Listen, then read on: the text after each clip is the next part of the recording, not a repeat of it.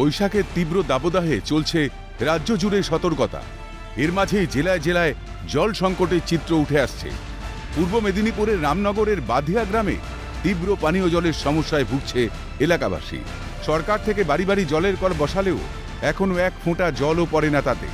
দূর দূরান্ত থেকে আনতে হচ্ছে পানীয় জল, রীতিমতো কিনে খেতে হচ্ছে জল। অভিযোগ, প্রশাসনকে জানিয়েও মেলেনি সুরাহা। জল পড়ছে না আজকে 10 বছর ধরে। জলের প্রচন্ড কষ্ট। বাচ্চাদেরকে নিয়ে অনেক দূরে পুকুর আছে, যেতে হয়, সেখানে স্নান টান করা হয়, বাসন বহুত কষ্ট হয় আমাদের। পানীয় জল বাইরে থেকে আনছেন, লোকের বাড়িতে জল পয়সা দিয়ে কিনছেন, আর তারপর অসুবিধা হচ্ছে জল বইতে করতে খাওয়া, এইসব অসুবিধা। আমাদের এখানে কোনো সুবিধা নেই, জল নেই। বিরোধীদের নিশানায় তৃণমূল।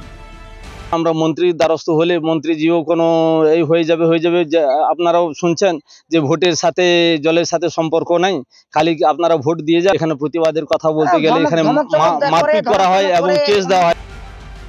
অপরদিকে পশ্চিম মেদিনীপুরের 6 নম্বর ওয়ার্ডের চিত্রটাও একই। দীর্ঘদিন পানীয় জলের সমস্যা, বারবার কাউন্সিলরকে জানিয়েও মেলেনি কোনো সুরাহা। ক্ষোভে কাউন্সিলরের বাড়ি ঘেরাও করে বিক্ষোভ দেখায় এলাকাবাসী।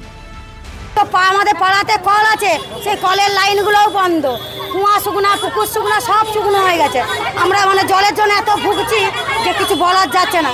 এসে বলতে আবার বলছে আপনারা বাড়ি চলে যান, আমি কিছু পারবো না। পানীয় জলের দাবিতে শুধু আজ নয়, দীর্ঘ 1 বছর বিক্ষোভ চলছে।